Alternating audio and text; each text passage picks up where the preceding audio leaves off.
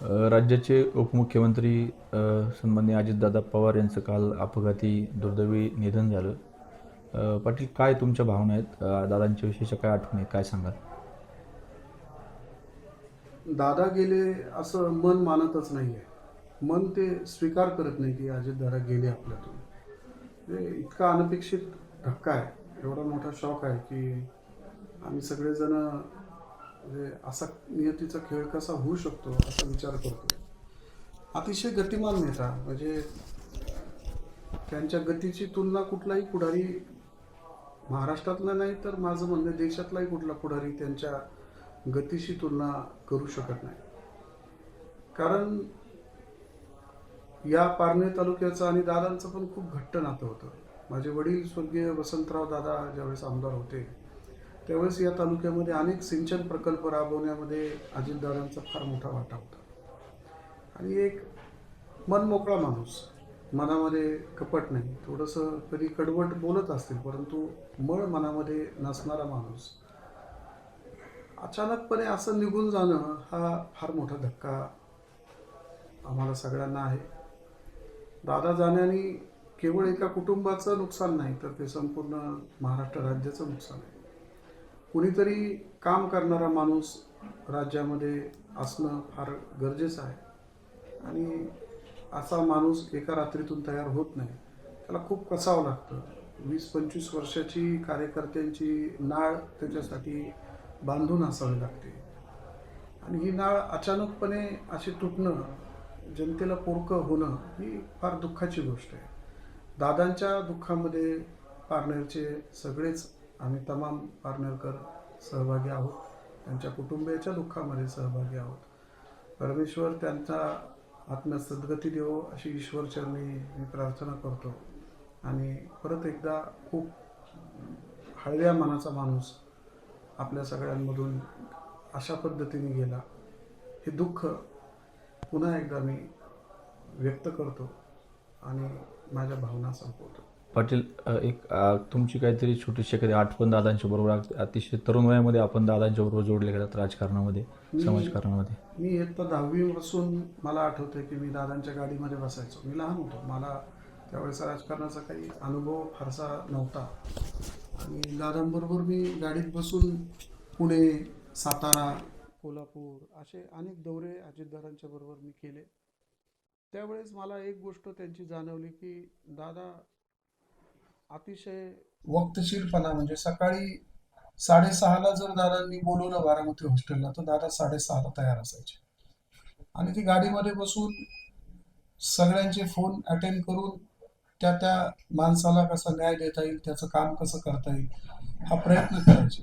दादांचं सगळ्यात अधोरेखित जर करायचं काही ठरलं तर अधिकारी जे लोक होते, बरेच अधिकारी कधी कधी ब्युरोक्रॉसीचा फायदा घेऊन एक सामान्य माणसाला बऱ्याच वेळा अनेक गोष्टींसाठी चक्रा मारायला लावतात.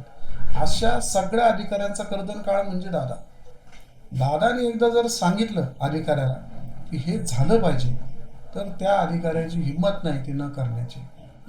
एक पाणी लागतं माणसामध्ये, पाणीदार माणूस होता आणि हा माणूस आमच्या सगळ्यांमधून गेला.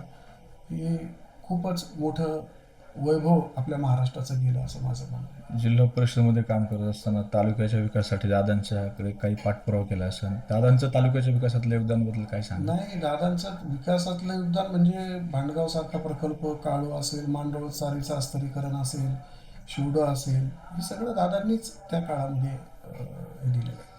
मी नदीजोड प्रकल्प जेव्हा केला त्यावेळेस अजितदादाच त्यावेळेस अर्थमंत्री होते आणि माननीय स्वर्गीय पिचड साहेब त्यावेळेस पालकमंत्री होते. मी दादांना सांगितलं तर दादा आधी हसले, मला म्हणले, अरे सुजित, एवढ्या कमी पैशामध्ये कसं होईल ते. तर मी म्हणलं, दादा तुम्ही फक्त निधी द्या, मी करतो.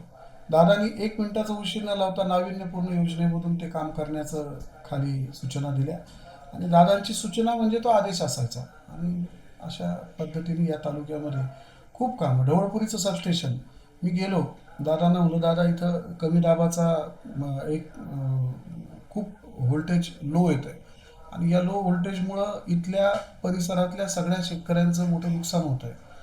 दादा म्हणजे काय केलं पाहिजे. म्हटलं, दादा ढवळपुरी हा खूप मोठा परिसर आहे, राज्यातलं विस्ताराने मोठं गाव आहे. त्या गावामध्ये मला एक 33 KVAचं सबस्टेशन पाहिजे. दादांनी क्षणाचा विलंब न लावता दादांनी त्यावेळेस प्रकाशगडला जे चेअरमन MD याचे बसायचे ऊर्जा खात्याचे, त्यांना सांगितलं की मला एक महिनाभराच्या आत याची मंजुरी पाहिजे आणि त्याचं काम करायला मी स्वतः नारळ फोडायला जाणार आहे. एवढा कामसू माणूस आपल्यामधून निघून गेला, त्याचं मनोमन दुःख होतं. एक माणूस जाणं विषय वेगळा, परंतु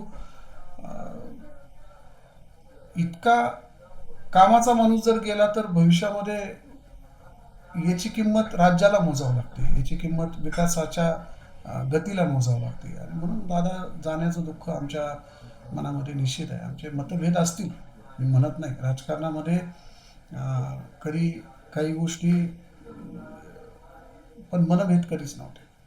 मनभेद कधी नव्हते. त्यांनी कौटुंबिक संबंध कधीच तोडले नाहीत. मला हे आवर्जून सांगायचं की स्वर्गीय वसंतराव दादा जेव्हा दुर्धर अशा यांनी एक 2-3 वर्ष हॉस्पिटलमध्ये होते, अजितदादा दोनदा त्यांना भेटायला, नोबेल हॉस्पिटल असेल, आनंद ऋषी असेल, तिथं येऊन स्वतः भेटून गेले.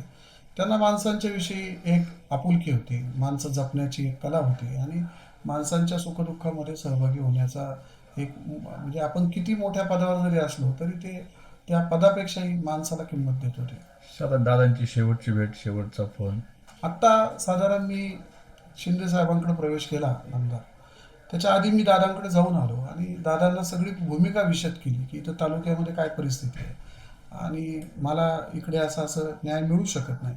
दादांनी सांगितलं, माझं प्रेम तुझ्यावर शेवटपर्यंत तसंच राहील, तू आज कुठेही गेलास तरी मी तुझ्याबरोबर आहे.